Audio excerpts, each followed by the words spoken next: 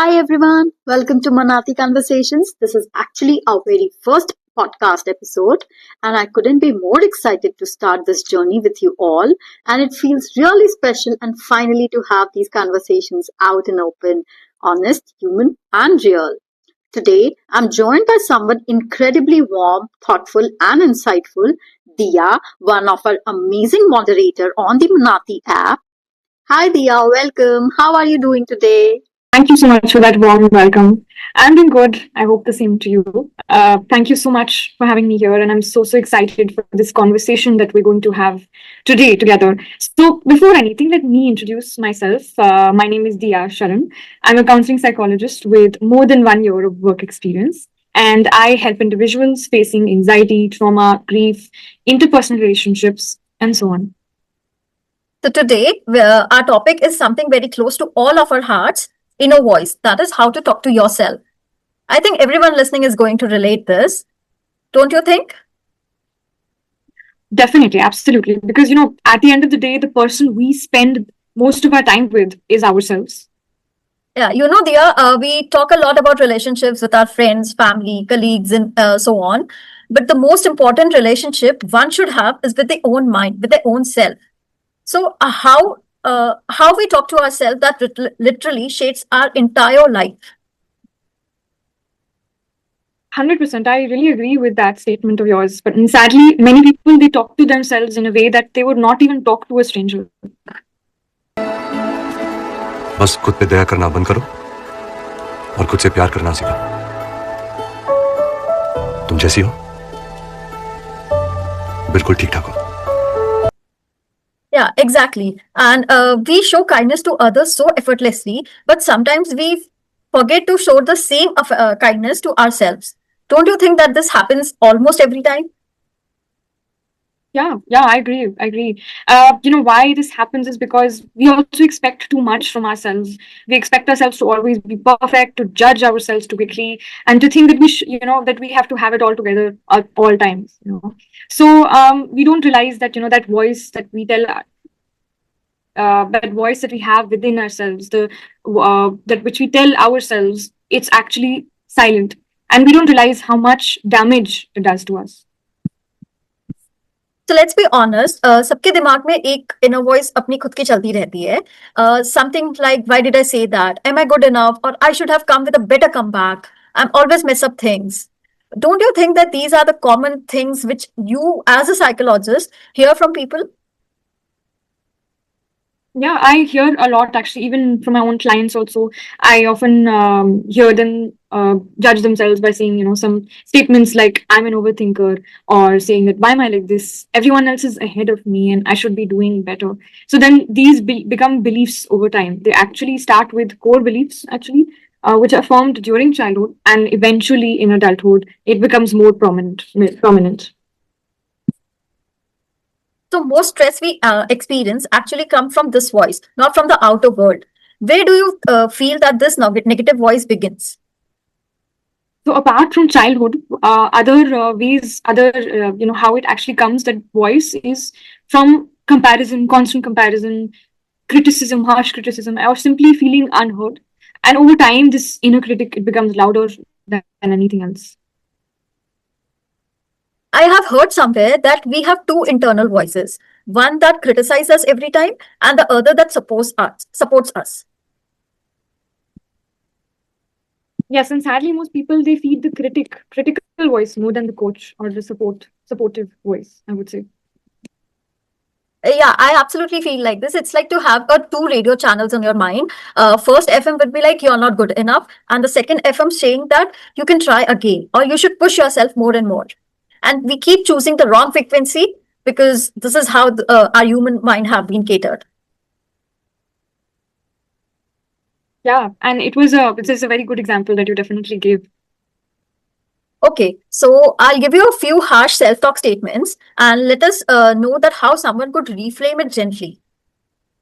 Statement one will be, I always fail.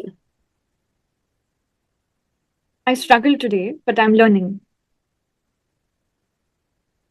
Statement two, I'm not good enough. I'm trying, I'm improving, and that's all that matters. Third statement, no one understands me. I haven't met the right people yet, but I will. So simple, but so powerful. A small shift can change your entire emotional tone. Dia, can you share two, three simple practical practices that people should start today to improve their self talk?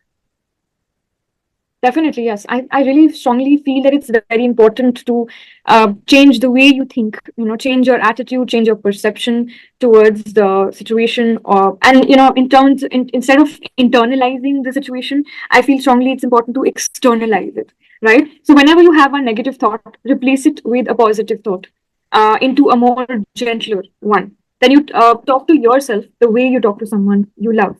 Ask yourself that, is this thought really helping me right now? Is it benefiting me in any way?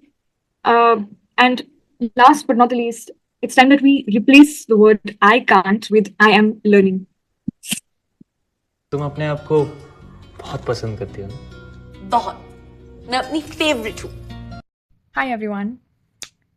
Let's talk about small tips and tricks as to how you can change the way you speak to yourself, shall we? Number one, whenever anybody says anything negative to you, whether it is your parents or your friends, and insults you, right after that, go back to yourself and say the opposite. I have seen that a lot. We all, naturally, as human beings, tend to get affected by words. The way other people talk to you is actually important to us sometimes because of the close relations. It can be hurtful. But it's up to us after that how we change that voice and say to ourselves, for example, if someone says, you are useless, you will go back and say to yourself, no, I am quite resourceful and helpful. So that's how the moment you go ahead and do that, change that, rephrase, it will really help you a lot. Number two, whenever you have any voice, any very harsh critical voice that is coming in your mind, so instead of actually going ahead and following up with that thought, with that voice, ask yourself, is this a thought that that is helping me right now? And whose voice is it? Is it my own that I'm telling myself the need to be perfect always, or is it my parents or a friend's voice that is playing in my mind right now? Number three, giving that voice a name helps a lot. Trust me, it helps create a distance from that voice. For example, oh, Darth told you this. Darth is telling you that you are not good at this. Darth is telling you that you will fail. Do you see what happens? We're creating distance from that voice. It's actually quite funny as well. Number three, let that critical voice pass like a cloud. You do not have to fix it right away. Acknowledge it, that what is this thought trying to tell me, rather than what do I need to fix here, or I don't need to feel like this. We don't have to put that band-aid right away on that wound, right? We have to let it be for some time. We have to accept it, that okay, I'm having these thoughts. I'm having the thought of this. I'm having the thought of not being able to complete this work because of lack of time, or I'm having the thought of that I am not a good person, right? But what is this thought trying to really tell you? Is it really about you, or is it something that is just making you feel worse? Number four, focusing on vibrations when you do